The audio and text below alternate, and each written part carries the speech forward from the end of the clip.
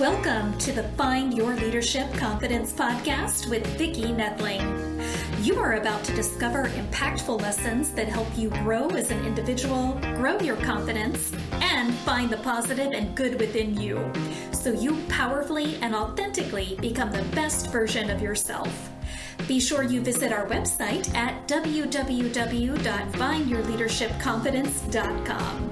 While you're there, subscribe to us via your favorite network. Now tune in, get ready, and enjoy the journey of emerging as a leader of exception in the 21st century. Welcome, everyone, to the Find Your Leadership Confidence podcast. I'm your host, Vicki Noethling, coming to you from Roswell, Georgia. The goal of this podcast is to bring topics and guests that will empower you to become that confident leader and take your business and your life to the next level. Today, I am very pleased to have Elsewine Rietveld as my guest. Let me tell you a little bit about Elsewine. She is a former deer in the headlights when it comes to making videos and speaking in public. She was so terrified to record her first video that she walked straight out of the room where the camera was set up. Over time, she has found that an effective method on how to get comfortable on camera and is sharing techniques from her confidence creation framework with you in her book, as well as the video strategy, a content plan that gives you at least 75 ideas on and how you can write 30 to 60 minutes and an effective mindset techniques. Her P.I.R.A.T.E, P-I-R-A-T-E technique of doing live videos is also included, and lots of do's and don'ts. Since 2013, she has been training professionals to speak with confidence in conversations, presentations, and on video. She has worked with CEOs, managers, employees from, among others, as KPMG, AFAS, KLM, Do Delft, TNO, Rano Bank, Deloitte, local governments, and various law firms, and close to 1,000 business owners. Her happy place is on top of the Swiss mountains with nothing more than chocolate bar and a bottle of water, watching the stunning view after a steep climb. Please join me again in welcoming Elsewine Rietveld. Thank you so much for having me, Welcome. Vicki. Yeah, thank you. Such an impressive background. And you and I do the same thing. We both are trying to help people get comfortable in this virtual environment because it's really so vital to our ability to reach our audience widely. We always start out with an easy question, though. Please tell everybody, where do you live? Where do you call home? Yeah, so as you know, my name sounds a little bit different probably than you're used to. So I am from the Netherlands and I live close to a town called Utrecht. I don't know if people have heard of it. It's about 40 kilometers east of Amsterdam. That is maybe more known. Yeah, and that's where I live. Awesome. Well, is the weather kind of cold right now? Yeah, we've had a lot of rain for the last Oh, months. It's been gray and a lot of rain. We had a little bit of snow and ice, but not, we do a lot of skating on just the small creeks and yes. rivers in winter, but we haven't been able to do that for long. So it wasn't really cold, but mostly wet. Well, in Georgia here, we've had a wet winter as well, so I can definitely appreciate the sunny day that I have today. Oh, that's nice. So share with us why you think it's so important to make videos for your business. Yeah, I think with video, you are a real person, at least for now, and you talk to your audience directly. And it's such a good way to make your business more efficient as well, because we've all had maybe someone interested in working with you. They hop on a call and there they feel like, this person is not for me. Whereas when you show up on videos regularly, they already decide that when watching the video, so they don't make the appointment. And that's okay because they are not your ideal client. Whereas others absolutely love your videos and they love the way you talk and your humor and what you bring to the table, your accent maybe, whatever it is, and they so resonate with it. And it's a perfect way to show more of you than just in written text. And as I mentioned, especially now, we see it more and more upcoming. AI and so we don't know, are the words from the person or is it written by a robot? And when you're in the camera, it's you talking and you can share your expertise and draw in the right customers for your business. I lost sound. Oh, yeah, there. So that is really important, I think, for people to realize, it isn't just okay just to be able to speak in front of places. I mean, we still have things going on that not a lot of in-person things are happening. But the other thing is, though, even if there are, this opens the world to people. It really does have a borderless reach, and our message then can touch so many more people that, may not even have been able to afford to travel where we are, or we couldn't afford to go there. And so it's just so impactful. It is, and they might not even have known that you exist. I've worked with someone, he was from Switzerland, but he now lives in New Zealand. And he found me whilst living in New Zealand. Well, if you only do in-person work, that's impossible. So it's a good point. Yeah, absolutely. So how can you make a connection with your audience when you don't see them? I get this question all the time whenever I'm teaching people. Talk to us about that. Yeah. So I like to imagine a real person that I'm talking to. So now actually you are a real person and we're talking together. But there's two things. So the first is to make eye contact through the lens when you're watching this. So you can listen to this on the podcast, but if you happen to catch the video version of this, I try to look in through the lens of the camera a lot.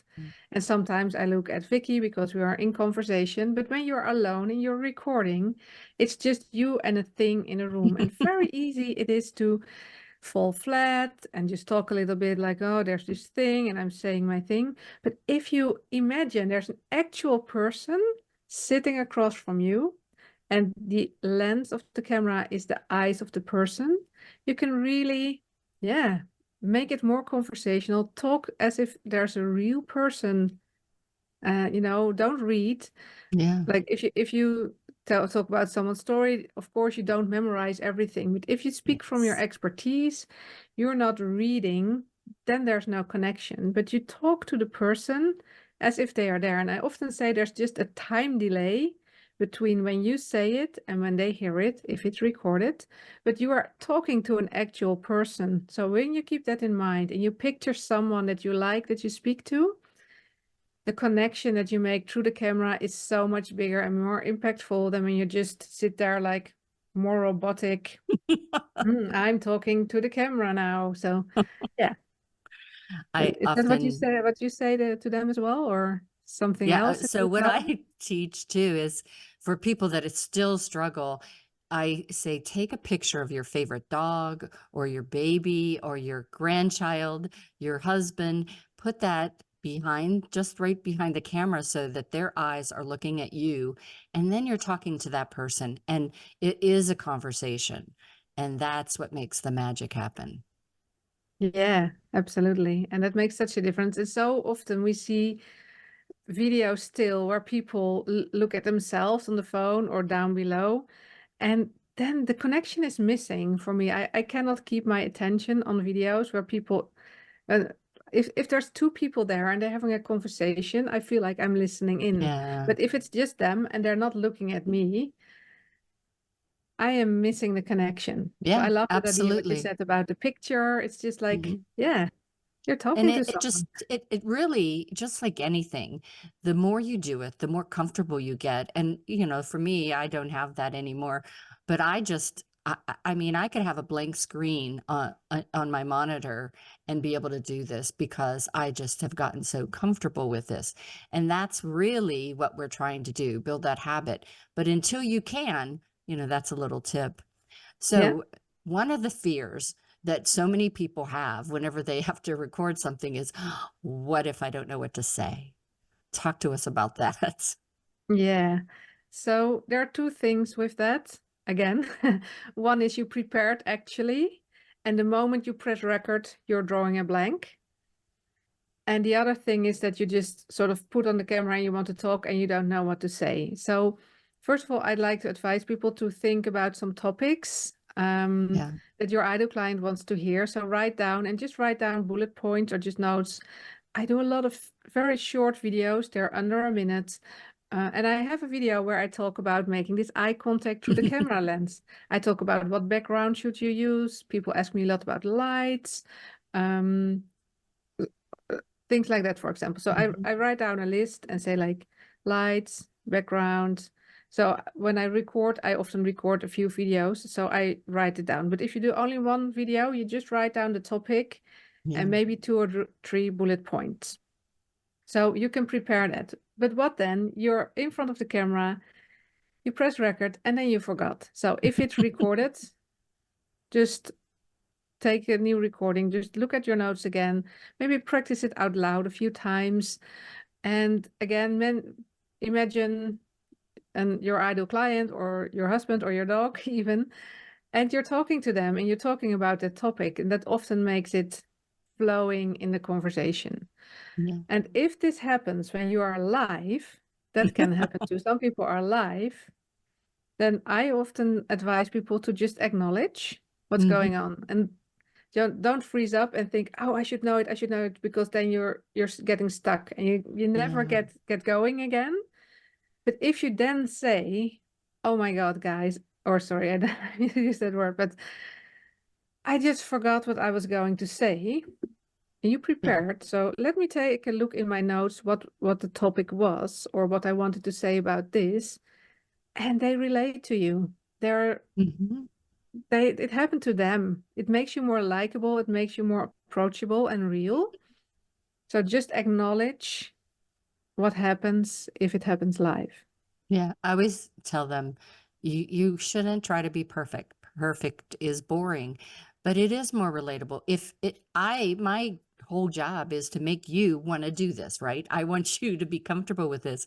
So if I'm always perfect, then that's going to be making it seem like, oh, well, I could never be as good as Vicki or Elsewine. But if they see, oh, look, she even forgets to and I kind of tend to make jokes of things too, make kind of fun of myself, just so that people can laugh a little bit and then we can get through that. That also gives you time to think of what it was that you were going to talk about too. So stalling and Absolutely. pivoting. Yeah. And don't act like nothing is going on or like, I should know the right words. Just start again, like start talking about, oh, I just forget. And sometimes by saying that, it comes back to you. And still, like you said, I've been making videos since 2013, and still my videos are not perfect. I often say real is better than perfect. So when I started out, I felt like it should be perfect. So I edited out every and ah I was saying, and it was very hiccupy Choppy, because, yeah. yeah, choppy. So because you edit that out, and it didn't get really any better with it. I make mistakes sometimes with the language, or I don't know a word, so I have to describe it because, as you hear, English is not my Right. native language. It's my second or even third language. And then there are people who speak multiple languages. Again, they relate. And there are people who only speak English and they feel like, oh, I already find it very impressive that you can speak another language. Exactly. I don't mind that you forget a word or don't know how that it is called. So that is a tip for ESL speakers who often fear to go on video because they feel they cannot speak the language well enough. But as long as they understand your message, that's And good. sometimes, and we're going to talk about content right now, some tips for content. But what I have found, and we mentioned AI, but I've I work with a lot of international folks that English isn't their first language. And so I said, well, write what you want to write and then put it in ChatGPT or Grammarly and let it give you the right words that you're searching for. And even if you're if you do it descriptively, what you're trying to say, then it will come back with a better way, and ask it a couple times to do it so you get a choice.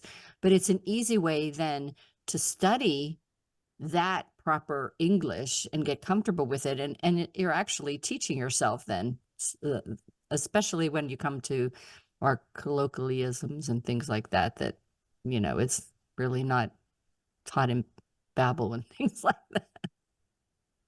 So True. tell our folks tips you have for writing that content. Yeah, so when you think about content for your videos, I often like to take a step back first and think about the goals that you have for your business or for how you want to use videos to show up. If you're on LinkedIn and if you're employed, still you can have a strategy. And if you're a business owner, you really want to think about, and you can do this one time. I like to create a mind map for that and think about first, what goals do I want? Do I want to sell? Do I want to educate people? Do I want to build know, like, and trust? There are so many different. So first, think about the goals that you have. Yeah. What do you want to reach? Is it visibility? Whatever it is. So very often, at least I advise everyone can have different goals, but to have building know, like, and trust is a big pillar, I think, in the goals that everyone should have. Yeah. And then you can think about what types of videos actually support this goal. Oh, yeah. So a webinar could be a good one to sell your products. But you don't always need to make long videos to build the know, like, trust, to share your expertise. So you could do tip videos, you could do Q&A with a person, or say, like, we already gone over it. Vicki said it a few times. People always ask me this and this. So you could do a video, type of video is Q&A. So I mention the question and I answer it. Before and after videos, mistakes. I just shared a mistake with you when I started making videos. I edited out every and ah, and I advise people not to do it. I made a mistake, so you don't have to.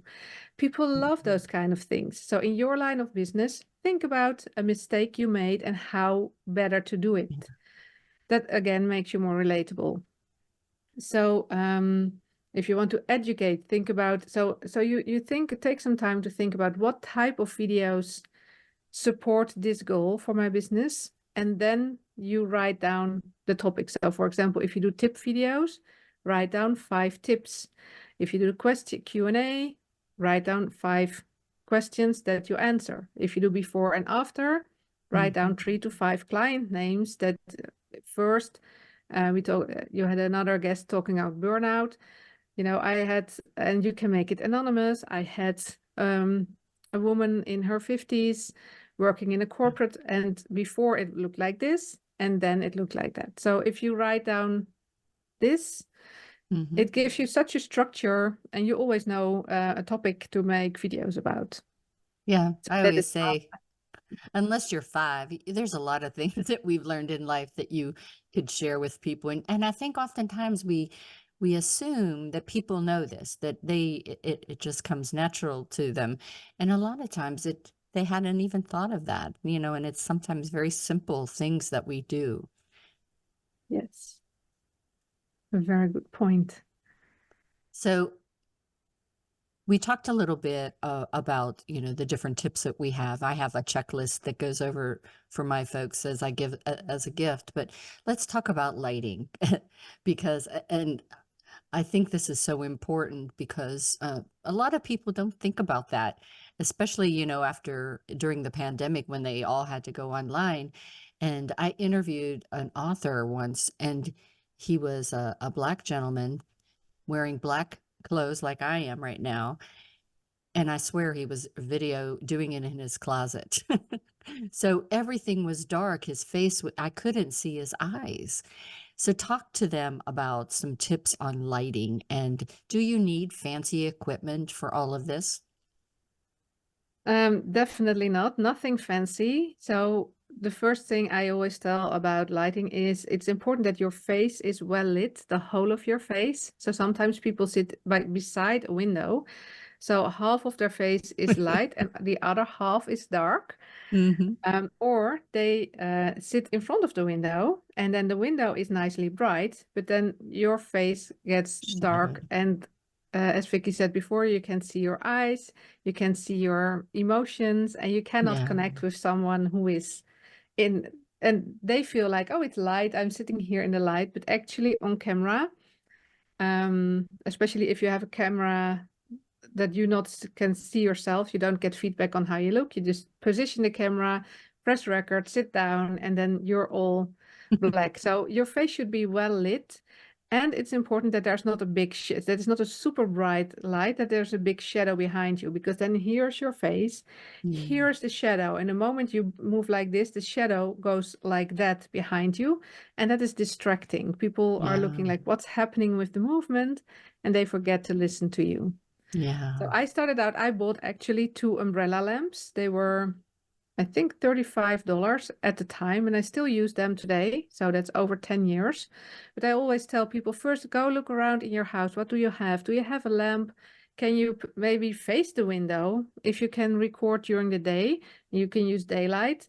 If you face the window, that can often work and have enough light. So your face should be evenly well lit and not a big shadow behind you. There are more and more not too expensive lights that you could do. I have the big umbrella lights on a tripod, but you need a room to have that. I recently saw they have now these soft boxes, and there's lower, you can put them on your desk, and they're like a few tenors, so not that expensive. So if you want to do more video, it could be easy to have something that you can put on. But first look around in your house. How can you position yourself and what can you use that you already have?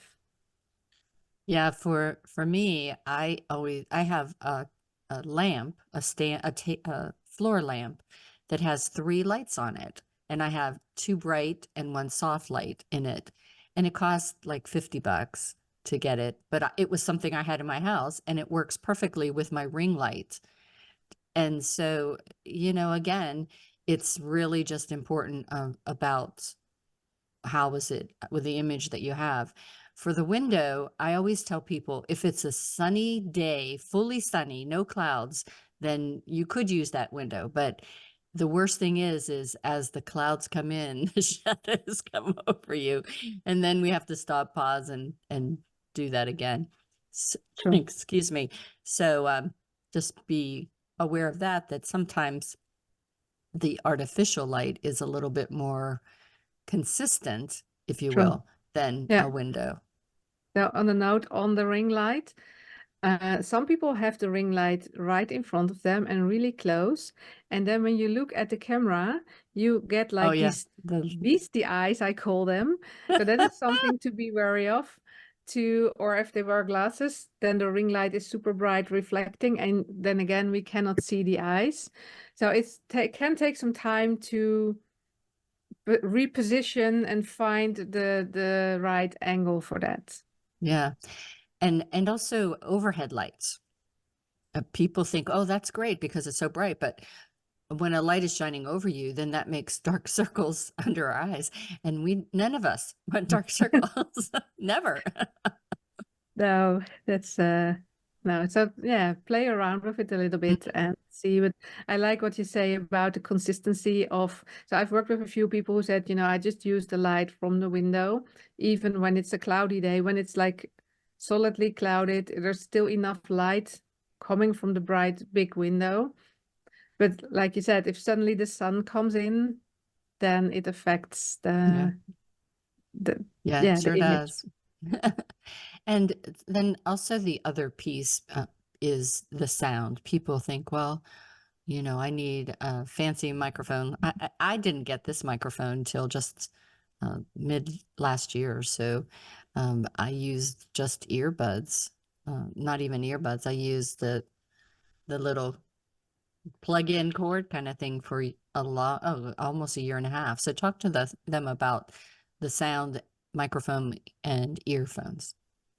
Yeah, I'm like you. You can see my microphone here, and it's fancy with lights, but I did it on another recording, and then my face looked all red. I think it was because of the lights that are on here, so I don't even need it. I bought it 3 weeks ago.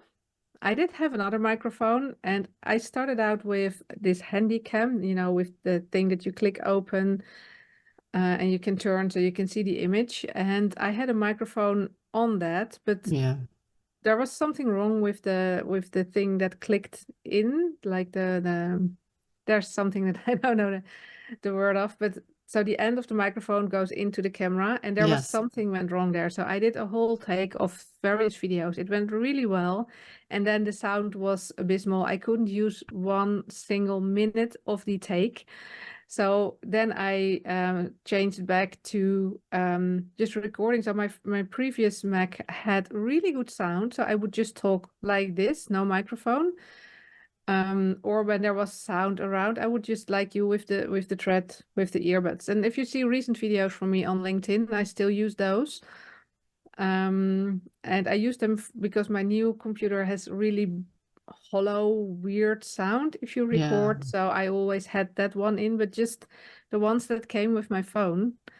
And if there's something happening, like a motorcycle going by making noise, or the neighbors, people wouldn't even pick up on it when I had that close to me. So yeah, that you don't need to buy something, but double check that either you're in a really silent environment and the recording device has really good sound, or use the ones that come with your phone. They're pretty good nowadays. Yeah. And the other piece is the camera. So some people just use their laptop camera. Some people use their phone and need to be aware of the orientation of that too. And then for me, I invested in, again, under $200 in a Logitech camera. Made all the difference in the world when I put it on a stand. So talk to us about what you do for camera. Yeah, I'm still very simple. I use the one that is in my laptop. I have a MacBook, and Oh, Macs I are awesome thought the cameras. camera was okay. Yeah, they're Or awesome. I used my phone. So I actually never had one extra. So my husband works here on a different computer, and he has this big screen. So I'm looking at that now, and there's a Logitech clipped on that he uses for meetings, because like you said, sometimes they do still virtual meetings. And that looks like a really good camera as well. But I still use the one in my laptop to record, and sometimes on my phone. So one of the things with when you use just on your laptop, if you don't raise it, up, it's not like you're looking straight at me. It's kind of like you're looking up my nose or whatever. And the other thing, when you put it on the Logitech on the top of your monitor, you tend to be looking up all the time. So that's when I got introduced to this stand that costs like 19 bucks.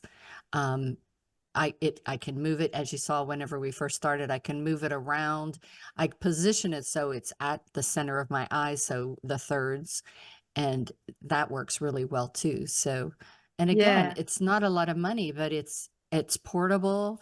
If somebody says something about, I carry the torch for the Olympics, and so I have that on the wall over there. And so I'll just turn my camera so that they can see it. But so those are things that if you were like, your camera was positioned stationary, you couldn't really do. So it's a little bit more creative, I guess. Yeah, absolutely. And for my phone, I actually have a tripod. So with a camera mount, and then you can adjust the height and the positioning. But what you say is so essential.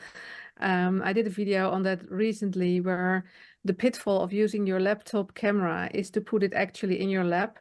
And So either they're looking up your nose or you're looking down. So it feels sort of like you're over them, looking down at them, or when you have this what's selfie stick like, and you have your phone and you have it right up there, people are looking down at you. So I always advise people to do eye level. So my laptop now is at eye level.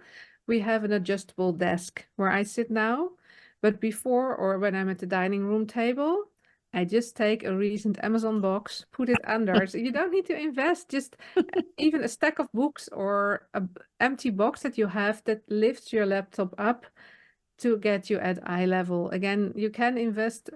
We also, because my husband is very different length than I am, it's really nice to position the desk also for writing, but also for recording and making videos or sessions like this. It's good to lift up and have the automatic adjustable desk. But if you don't, yeah, take a box.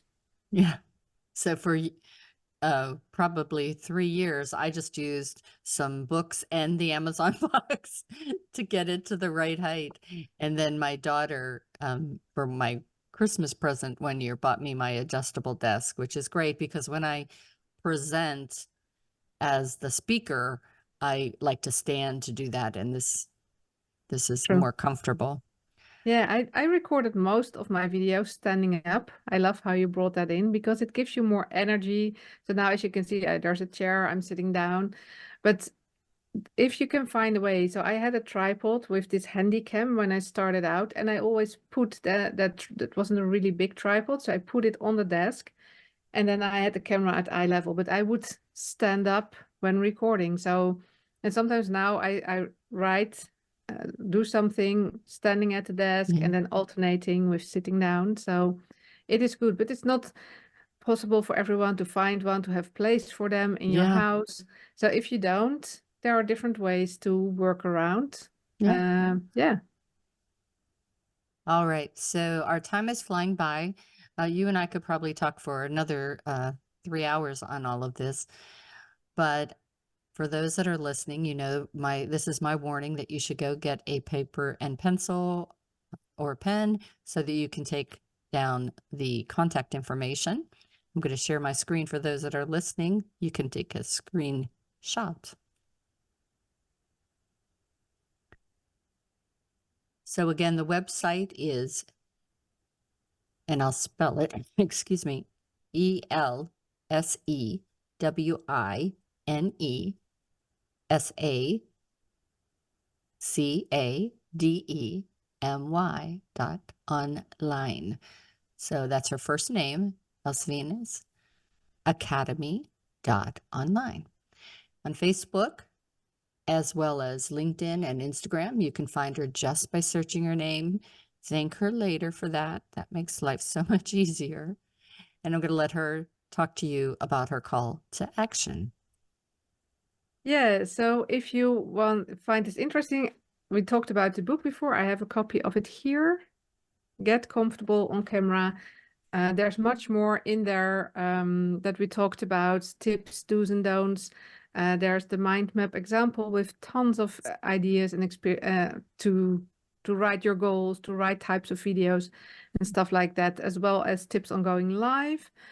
And you can order it on Amazon. And I'm mostly active on LinkedIn. So if you see the socials, connect with me on LinkedIn. And yeah, if you want to know more, go to my website, elswinesacademy.online or elsewine.com. Like Vicki said, that's the advantage when no one else has your name.